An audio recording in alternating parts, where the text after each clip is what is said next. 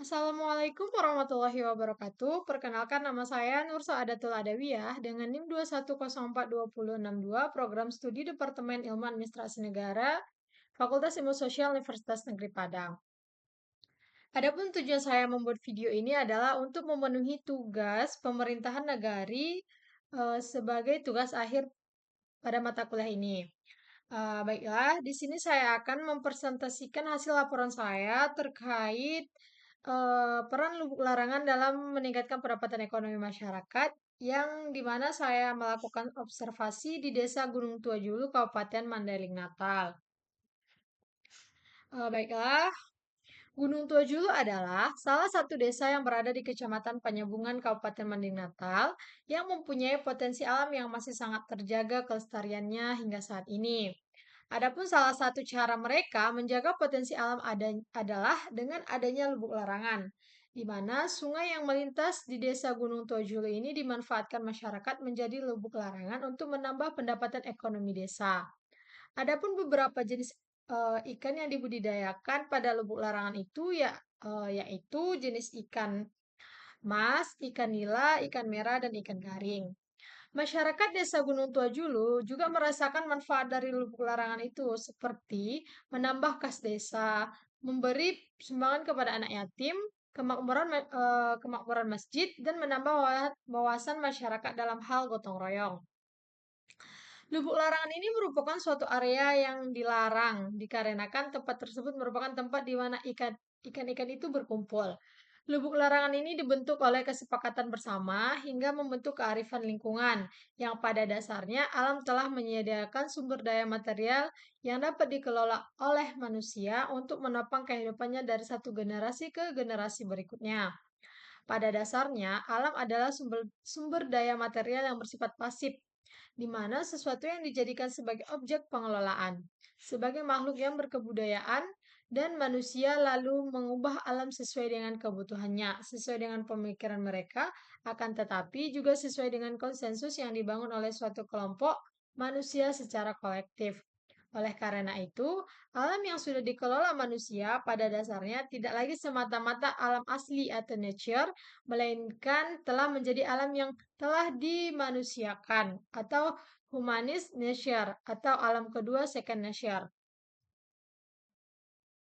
Ah, adapun metode penelitian pada jenis penelitian ini yaitu penelitian lapangan yang dimana berlokasi di Desa Gunung Tojulu, Kecamatan Penyambungan, Kabupaten Maling Natal. Sumber data pada penelitian ini terdiri dari beberapa sumber, yaitu diantaranya tokoh masyarakat, tokoh adat, dan aparatur desa, serta masyarakat. Desa Gunung Tua Julu. Penelitian ini bertujuan untuk mengetahui bagaimanakah peran lubuk larangan di Desa Gunung Tua Julu dalam upaya meningkatkan ekonomi masyarakat. Lubuk larangan merupakan model pengelolaan sebagian aliran sungai di wilayah suatu desa dengan memberlakukan seperangkat aturan pelarangan menangkap ikan yang hidup di dalamnya selama jangka waktu tertentu, biasanya 1 tahun, yang bertujuan untuk menghimpun dana guna membantu program pembangunan desa. Lubuk larangan memiliki model yang hampir seragam, namun pada kenyataannya terdapat variasi-variasi sistem pengelolaan dan dari masing-masing lubuk larangan yang ada di daerah ini, khususnya dalam aspek aturan-aturan main pengelolaan, sistem pengawasan, panitia pengelolaan, dan juga pemanfaatannya. Pemberlakuan model pengelolaan lubuk larangan mempunyai perubahan yang sangat signifikan dan sistem penguasaan aliran sungai, yaitu dari yang semula merupakan akses bebas, kemudian beralih menjadi akses terbatas. Kegiatan menangkap ikan di dalam sungai, khususnya di area yang ditetapkan menjadi lokasi lubuk larangan, hanya dibolehkan pada waktu yang sudah ditetapkan oleh panitia Desa Gunung Tajulu, yaitu yang hanya selama dalam 1 tahun. Selama jangka waktu pelarangan tersebut, ikan menjadi terpelihara di dalam lubuk, diberikan pakan oleh panitia agar ikan-ikan bertahan di lokasi yang ditetapkan. Meskipun pada kenyataannya tidak ada teknik khusus yang diterapkan agar ikan tidak berpindah dari satu lubuk larangan ke luar lokasi. Namun, dengan adanya upaya pemberian pakan berdasarkan pengalaman dari pengelolaan lubuk larangan ini di sejumlah desa, mereka mengatakan bahwa ikan-ikan relatif lebih bertahan di lokasi yang sudah ditetapkan sebagai area lubuk larangan tersebut. Adapun faktor lain yang berkontribusi bagi kebertahanan pengelolaan lubuk larangan Gunung Tujuh adalah bukti kemanfaatan yang dirasakan oleh warga desa dari lubuk larangan tersebut. Pertama, dengan adanya lubuk larangan yang berfungsi sebagai sumber keuangan desa, maka penyelenggaraan pendidikan madrasah di desa sudah dapat ditanggulangi bersama dari hasil lubuk larangan. Warga desa dapat menikmati kehadiran lembaga pendidikan agama Islam tersebut untuk tempat menempa anak-anak mereka menjadi generasi yang bermoral dan religius.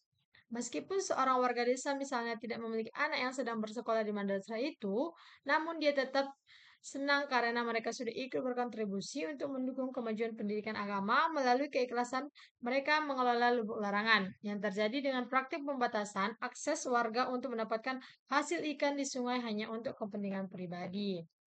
Eh, dari materi yang saya paparkan di atas, dapat kita beri kesimpulan bahwa kesejahteraan masyarakat memiliki tujuan utama, yaitu memelihara dan mengembangkan serta meningkatkan kualitas sosial, fisik, dan intelektual. Masyarakat Desa Gunung Tua Julu telah mengembangkan kualitas sumber daya alam atau SDA dengan menggunakan sungai yang ada di desa tersebut menjadi lubuk larangan. Lubuk larangan merupakan tradisi turun-temurun masyarakat Desa Gunung Tojulu dalam memenuhi kebutuhan hidupnya. Selain memberi nilai ekonomi, ternyata lubuk larangan juga menyimpan kearifan lokal. Dengan mengelola lubuk larangan, masyarakat mampu mengembangkan investasi modal sosial atau sosial kapital di antara mereka dan menjadi sumber daya milik bersama. Itu juga menggambarkan peran masyarakat dalam pengelolaan sumber daya alam secara arif dengan tetap memperhatikan prinsip-prinsip berkelanjutan dan kesejahteraan. Hal ini menjadi penanda pentingnya kedalaman masyarakat dalam pengelolaan sumber daya alam. Mungkin cukup sekian paparan dari hasil laporan observasi saya. Kurang lebihnya saya mohon maaf. Wabillahi taufiq wal hidayah. Assalamualaikum warahmatullahi wabarakatuh.